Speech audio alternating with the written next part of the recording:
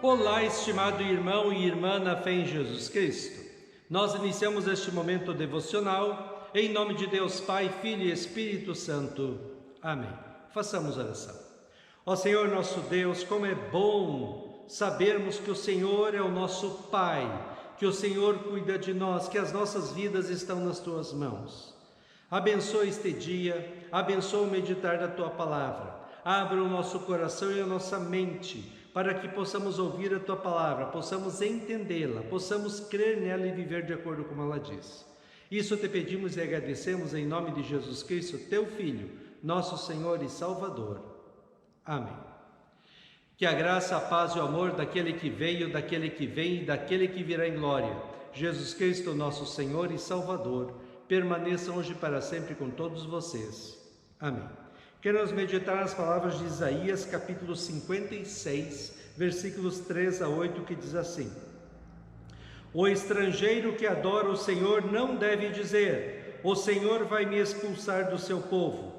E um eunuco não deve pensar, eu não posso ter filhos e por isso não posso pertencer ao povo de Deus. Pois o Senhor diz aos eunucos: obedeçam às leis e respeitem a respeito do sábado, façam aquilo que me agrada e sejam fiéis à minha aliança. Se um eunuco fizer isso, eu lhe darei uma coisa melhor do que filhos e filhas. Eu farei com que o seu nome seja escrito no meu templo e ele fará parte do meu povo para sempre. O seu nome nunca será esquecido. E aos estrangeiros que adoram o Senhor, que o amam e o servem fielmente, o Senhor Deus diz: se vocês obedecerem às leis a respeito do sábado e foram fiéis à minha aliança, eu os levarei ao meu monte santo, e vocês ficarão felizes na minha casa de oração.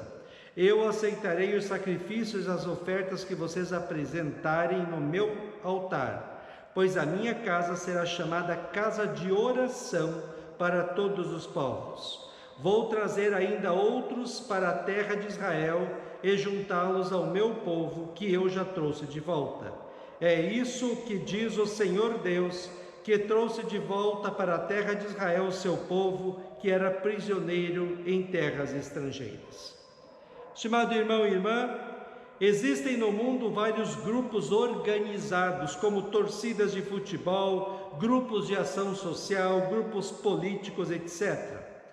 Todos esses grupos precisam ter algo em comum para participar. Por exemplo, dinheiro, paixão pelo mesmo time, interesse, etc. O único grupo que junta pessoas de todos os tipos é a igreja. Na igreja não existe nem rico nem pobre, de uma raça ou de outra, capacitados e não capacitados. Todos são iguais perante Deus. Por isso Isaías fala hoje que a igreja, a casa de Deus, será chamada casa de oração para todos os povos. Podemos dizer que a igreja é a casa da inclusão de Deus para todas as pessoas, ou a casa do acolhimento de Deus para todas as pessoas. A igreja, em uma sociedade, representa a presença de Deus naquela cidade.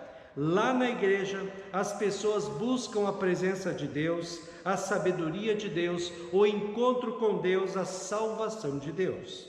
No Antigo Testamento, a igreja era o local sagrado onde Deus estava. As pessoas deveriam ter o máximo respeito pela igreja ou o templo. E o altar é o santíssimo lugar onde Deus estava. E por isso, até mesmo o sacerdote no Antigo Testamento somente poderia entrar naquele lugar, o altar, somente depois de passar por uma longa cerimônia de purificação dos seus pecados. Havia uma grossa cortina que separava o altar, o santíssimo lugar, do resto da igreja, que deixava bem claro que havia uma separação entre o Deus santo e justo e os seres humanos pecadores. Quando Jesus Cristo morreu na cruz, aconteceu o seguinte, registrado em Mateus 27:51. Então a cortina do templo se rasgou em 2 pedaços, de cima até embaixo. Deus mostra assim que o pecado que nos separava dele e nos impedia de estarmos no céu foi removido. O véu que nos separava de Deus foi rasgado e agora nós, pela fé em Jesus Cristo como nosso Senhor e Salvador, temos o perdão dos pecados, a vida e a salvação.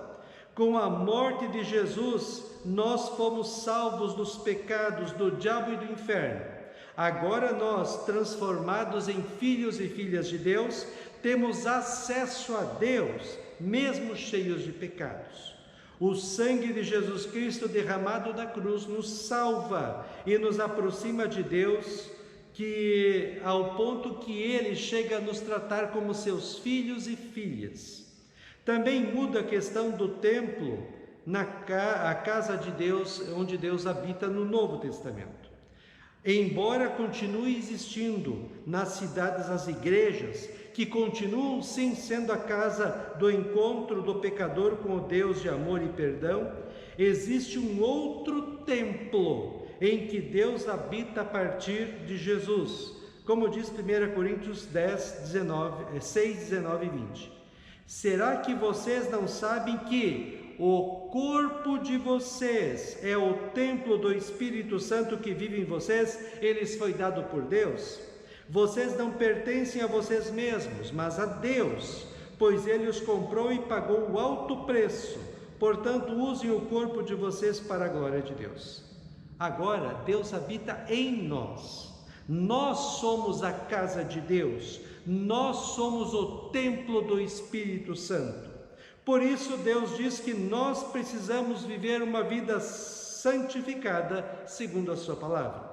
O lugar onde Deus habita é um lugar santo e dedicado a Ele. Por isso nós, embora sejamos pecadores, mas pecadores perdoados e salvos pela fé em Cristo, precisamos fazer o máximo para vencermos as tentações e nos esforçarmos para vivermos uma vida santa, bonita e agradável a Deus. E quando estivermos com problemas e aflições, quando tivermos pecado, corramos para Deus em arrependimento sincero, fé em Cristo e peçamos a ajuda do Espírito Santo para podermos viver uma vida que honre a Deus que está dentro de nós. Também tenhamos neste ano o costume de ir para a igreja, a casa de oração, para ouvir a palavra de Deus, participar da Santa Ceia e conviver com outros irmãos na fé. Que o nosso hino todas as semanas seja o mesmo que Davi disse no Salmo 122:1. Alegrei-me quando me disseram, vamos à casa do Senhor. Amém. Façamos oração. Ó Senhor nosso Deus, como é bom sabermos que nós temos o perdão dos pecados, a vida e a salvação eterna. Como é bom sabermos que o Senhor está dentro de nós. O Senhor está presente em nossas vidas, que nós possamos viver uma vida santa, bonita e agradável a Ti, que as nossas palavras, pensamentos e ações honrem e glorifiquem o Teu santo nome. Por isso, ó Deus, fica conosco neste dia, cuida de nós e dá-nos sabedoria. Isso te pedimos e agradecemos em nome de Jesus. Amém. Receba a bênção do Senhor. O Senhor te abençoe e te guarde. O Senhor faça resplandecer o seu rosto sobre ti e tenha misericórdia de ti. O Senhor sobre ti levante o seu rosto e te dê a paz. Amém.